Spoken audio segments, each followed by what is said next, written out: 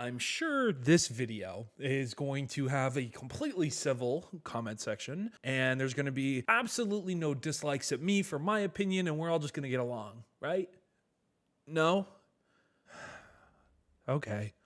Let's talk about the Direct. So by now, everyone has seen the reveal for the Switch 2 and the full trailer with everything, all of the games. You've heard the pricing and everything. There's really not much for me to add compared to what everyone else is already saying. But as a self-proclaimed Nintendo shill, I feel like it's only right if I make a video covering the Switch 2, the reactions to it, and some of the information that we've gotten since then. For starters, the Switch 2 will be coming out on June 5th, which is the first Thursday pretty much of summer. So that's pretty cool. It's coming pretty soon. Pre-orders are going live on the 9th of April. We don't know a time frame as the recording of this video. Once we do know it, I will post a community note for it. But all of the big retailers, I can't speak, it's too early. All of the big retailers, Best Buy, GameStop, Target, Amazon, all pre-orders will be going live on the 9th. Now, we don't know the time, like I said, but we do know the pricing. The console itself is going to be $450. And this is all in US dollars, by the way. I know it changes based on where you are, and a lot of people outside of Japan are really getting screwed over by the price increases here. But personally, I don't think the console one is that big of an issue, especially because of just the climate of consoles.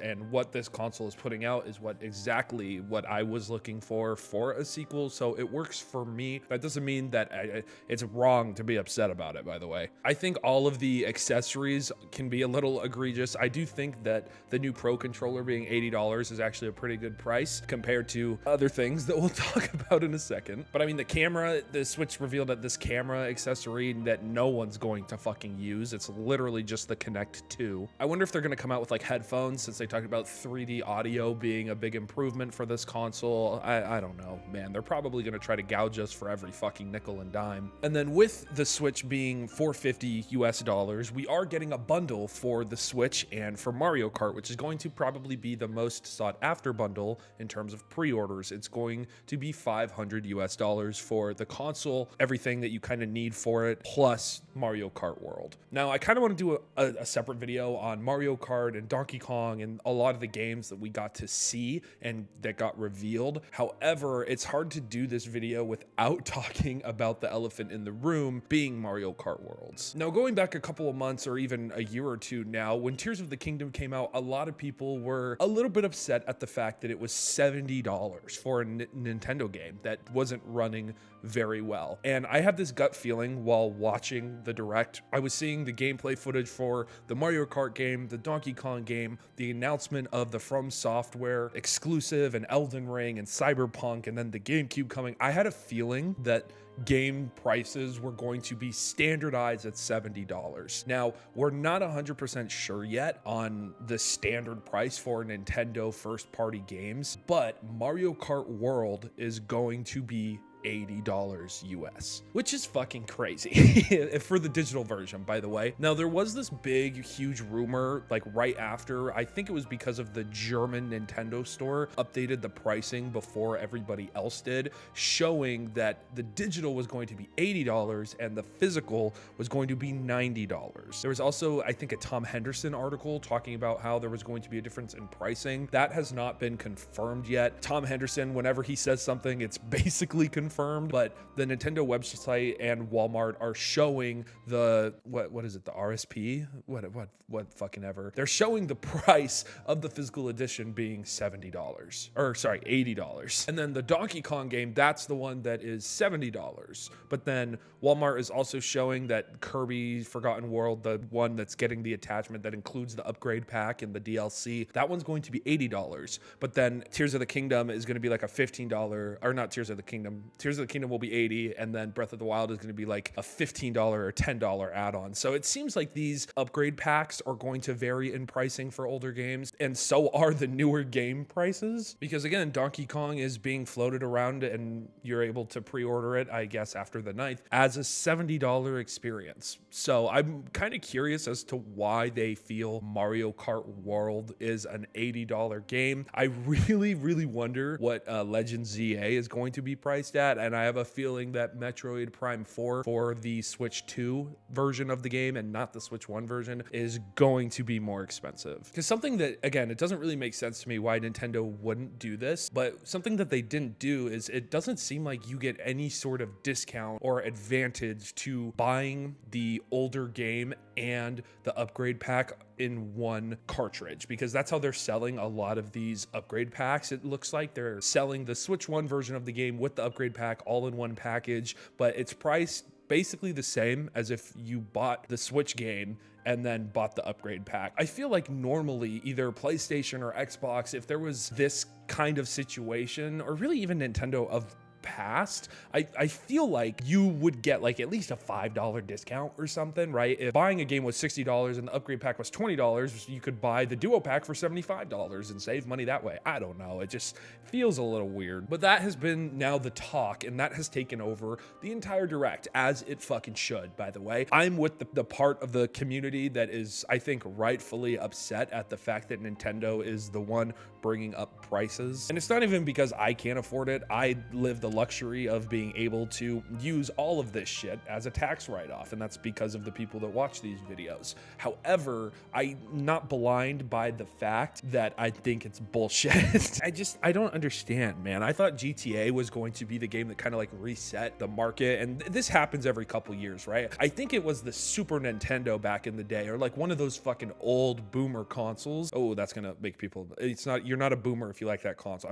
That's just my vocabulary, okay? But those older consoles, I think for the Super Nintendo, there were games that were selling for like $50 back then, which in relative inflation and looking how numbers have changed and just looking at economies and how they differ, would be a lot more than I think the $80 that games are looking to be priced at now. But everyone was expecting GTA to be the one to do that, not Mario Kart. And now really Rockstar is just more justified to make GTA 5 $100 or GTA 6, because Mario Kart World might not be as big as GTA 6, and I think that's a pretty okay thing to think. Which sucks, because I think Mario Kart World actually looks really good. Like, there's a lot of really good things that we were shown, and some of the live streams today of people getting their hands on with it, it looked like a blast. Unfortunately, now we're going to be at this point where anyone who purchases the console is going to be seen as a bootlicker, or anyone who purchases Nintendo games now and doesn't pirate them is going to be seen as a bad person and looked down upon, which sucks for people like myself who just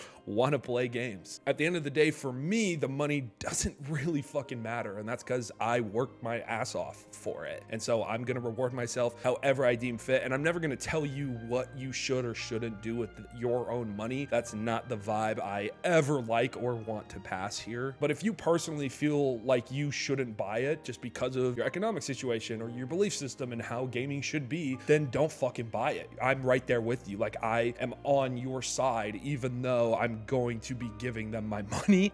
In the end of the day, I'm going to be getting my money back from the IRS anyway. Did it last year, it's going to do it again this. And I think that's the part that's making me so fractured in a way and is making me more upset than anything else. But again, I'm never going to tell you what you should and shouldn't do with your money. So if you want to pre-order everything, fucking go for it, man. If you like the camera, go for it. But I think we should all just try to be a little nicer with one another about this, right? Like, if somebody's upset about something, let them be upset and let them have their own beliefs. It doesn't have to fucking coincide with yours. And just because two people don't agree on something doesn't mean they have to yell at each other or yell at me. Okay. I'm not trying to fence sit here either. I know that that's going to be a fucking comment already. I can already see it, because I do think in general it is a bad thing. And if I can't get my hands on the Mario Kart bundle, I'm not buying Mario Kart until there's a sale. So if that gives you a little more reprieve, there you go. But just in general, it's going to be interesting to see what this does to everything else. If PlayStation is going to adjust pricing, if Xbox is going to adjust pricing, I guess we'll have to wait and see. But I do think 100% GTA 6 will be $90 or $100, and then all games are going to kind of sit in that 70 to 80 price range. What I do like out of this whole thing is if you do go to Walmart and you look.com and you look at the pricing of everything, a lot of the day one third-party games are kind of sitting around 40 to 60, which I think is good, especially for some of those older older games. So I think that's a good thing. We also got a lot of other cool stuff. Like we got the GameCube announcement, which is my personal favorite thing out of the Direct. We're going to be able to play Wind Waker and Sunshine and one of the Fire Emblem games and the 2 Pokemon GameCube spin-off games. Like that's what I'm really excited for. But yeah, it's just going to be interesting. I'm really not looking forward to the comments of this video at all. But yeah, let me know what you thought about the Direct in the comment section down below. Let me know your thoughts as well. Like I said throughout this video, everyone is entitled to their own opinion, and just because you don't agree with someone in the comment section doesn't mean you get to take their head off. But I am in the camp of where I think everyone deserves to be upset at Nintendo here, especially for shit like that stupid pack-in game that they want to charge for, or the fact that you basically, if you don't have Nintendo Switch Online, you can't use the game chat feature. So the C button on the controllers is basically for fucking credit card. That to me is like really fucking egregious. But either way, let me know your thoughts in the comment section down below. Go check out my second channel, will be linked in there. Same with my Letterboxd if you're interested in movies and TV and shit. Finally, thank you guys so much. The other day we hit 3,000 subscribers and now we're sitting at like 3.5. My goal for this year was to hit 5K kind of by August and 10K by the end of the year, which is really looking more likely now. And I just don't even know what to say. You guys have created a lot of opportunities for me, so I really appreciate it, even though, you know, I'm a fucking really minusculely small channel on the platform. I love our community, and just everything we've built so far is really cool, and I'm excited to see where it goes from here. But yeah, check out everything in the description down below. This has been Nate, otherwise known as Wicked, and I will see you guys next week after I break my wallet, because I'm gonna probably take a little break from videos and kind of gather my thoughts here for a little bit, but maybe not. We'll see. I don't know. Maybe a video in a couple days. All right, I'm gonna get out of here. I gotta go edit this and go to my actual job. Okay, bye.